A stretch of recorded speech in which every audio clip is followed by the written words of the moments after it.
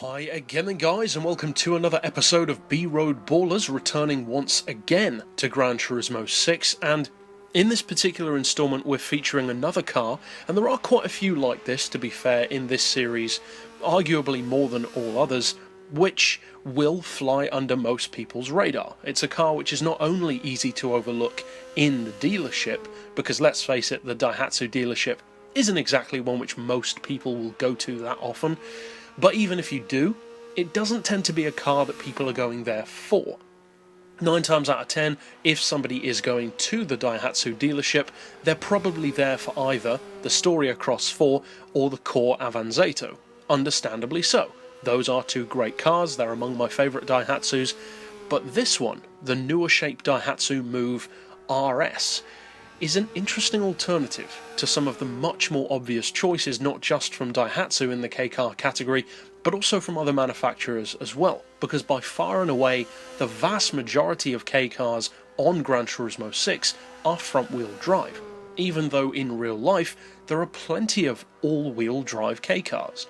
This one, though, is one of the relatively few ones on the game which is all-wheel drive. Now the car, the Move RS, as I said, is, as you'd assume, dirt cheap, and it's also small and lightweight. Those are pretty much the staples of K-cars as a whole, and of course you're looking at 63 horsepower to begin with.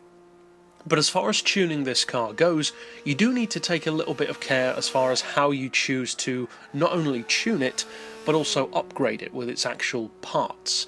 Because although peak power and peak torque come from the mid-range turbo, in the case of this car, 172 horsepower and 159 pound-feet of torque, I would not necessarily say that they're the best options. Of course, it depends on the track and on the gearing as well, but the car becomes very, very sluggish in the high rev ranges, more so than you would notice in a more powerful car, because let's face it, with a K car, you've got to use every horsepower you have and make the most of it. That's kind of the whole point of the vehicles.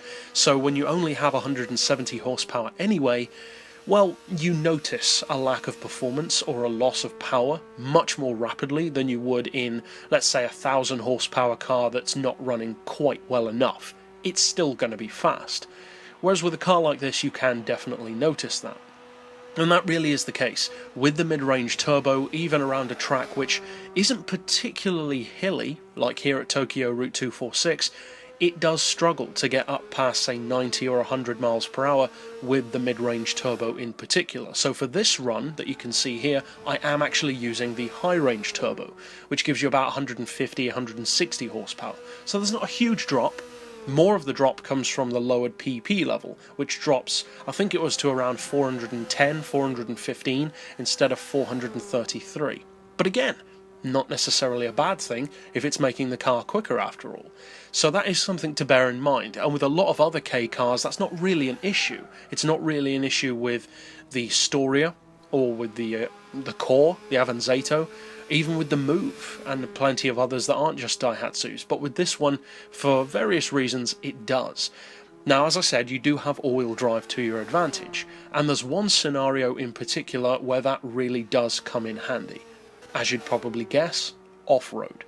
Because if we're honest about it, even super fans of K-cars such as myself have to admit, 9 times out of 10, that they're not that great off-road on Gran Turismo 6, because the vast majority of rally and snow tracks on the game tend to be quite hilly, and on those hills, front-wheel drive layouts just aren't that conducive to rallying. Rear-wheel drive doesn't work that well either, and I've touched on that a number of times in my Dirt Masters series, featuring the actual rally cars in the game. All of the ones which are front-wheel drive and rear-wheel drive really do struggle to put in the same kind of times as an all-wheel drive car would.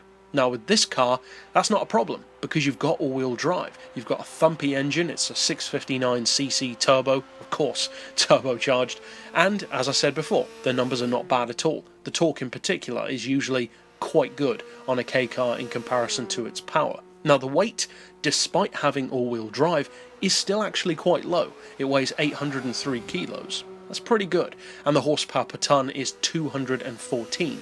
Which again is not a bad number for this car to be working with. That's a decent lower level hatchback kind of power to be having. Now the PP level does vary, as I said earlier, depending on the type of turbo in particular that you do choose to use, and if you're going to go and use this car, I would probably recommend having the high range turbo and sticking to the lower PP levels. Because although it's not bad at 433, it is much more effective at say 400 to 410. It's a very useful car, because there aren't that many vehicles which have all-wheel drive at that level, and that are also quick at that level. This one is. It's not going to blow your mind or melt your face or rip the fill-ins from your teeth, but it's quick enough to be competitive.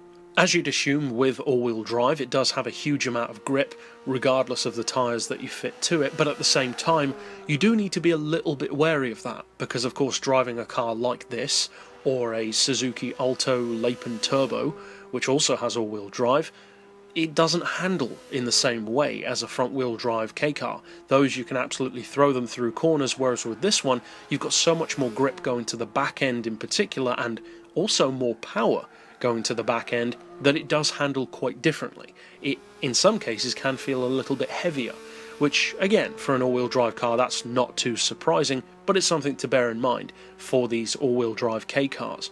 In the long run, as I alluded to at the start of the video, this, of course, is not a car that most players will ever need to buy, and it's probably not a car that most players will want to buy. Even for someone like myself, who loves Kei cars, this is not one of my more used models. I prefer the older model Move, which, as I've said before, is probably my favourite Daihatsu overall, and something like a Core is a better vehicle overall. This one is more for if you've got those others, and you are a fan of Kei cars, and you want to try something new. But that's it overall for this particular pick. I'll see you guys next time, and as always, thanks for watching.